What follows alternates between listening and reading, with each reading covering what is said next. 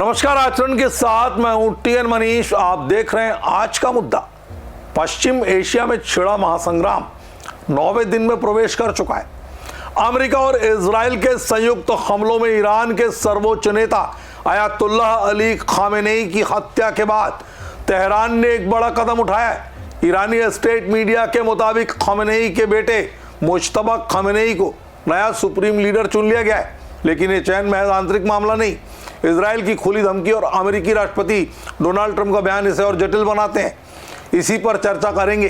क्या यह उत्तराधिकार युद्ध को थाम लेगा या और भड़काएगा? आइए समझते हैं पूरा मामला।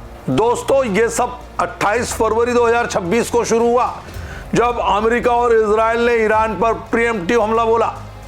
लक्ष्य था ईरान का न्यूक्लियर प्रोग्राम, बैलिस्टिक मिसाइल और सैन्य नेतृत्व। इस हमले में अयातुल्लाह अली खामेनेई सहित कई टॉप लीडर मारे गए। ईरान ने जवाब में मिसाइलें दागी, लेकिन अमेरिकी इजरायली हवाई हमलों ने तेहरान, इस्फहान और आबादान के ऑयल फील्ड्स को निशाना बना डाला। रविवार को पहली बार तेहरान के ऑयल डिपो पर सीधा हमला हुआ, जिससे वैश्विक तेल की कीमतें 25% उछल गई, प्रति बैरल $100 से ऊपर। ये 2026 ईरान वार के नाम से जाना जा रहा है, जिसमें अब तक सैकड़ों मौतें हो चुकी हैं। ब्रिटिश पार्लियामेंट की रिपोर्ट बता रही है हमले ईरान की आर्म्ड फोर्सेस और रिवोल्यूशनरी गार्ड्स को कमजोर करने के लिए हुए। लेकिन सवाल यह है, इस खूनी खेल में ईरान का नया चेहरा कौन बनेगा? सुबह ईरानी स्टेट टेलीविजन पर ऐलान हुआ, असेंबली ऑफ एक्सपर्ट्स ने मुज्तबा खामेनेई को सर्वोच्च नेता चुना। 56 साल के मुज्तबा अली खामेनेई के दूसरे बेटे हैं और वे एक मिड रैंकिंग क्लेरिक हैं, लेकिन लंबे समय से पिता के करीब रहे। न्यूयॉर्क टाइम्स के अनुसार ये चयन डिसाइसिव वोट से हुआ, जो तेहरान की एकजुटता दिखाता है। CNN की रिपोर्ट बता रही है यह फैसला मिडिल ईस्ट में जारी स्ट्राइक्स के बीच लिया गया। मुज्तबा को शैडो लीडर कहा जाता था, पर्दे के पीछे रिवोल्यूशनरी गार्ड्स को कंट्रोल करते थे। इजराइल का दावा है मुज्तबा खामेनेई यानी मुज्तबा को ही निशाना बनाएंगे। एक्स पर पोस्ट से संकेत मिल रहे हैं। ये चयन ईरान की डिटर्मिनेशन दिखाता है। क्या यह उत्तराधिकार युद्ध को नई दिशा देगा? संघर्ष के 9वें दिन इजरायली मिलिट्री ने साफ चेतावनी दी, हम खामेनेई के हर संभावित उत्तराधिकारी को परस्यू करेंगे।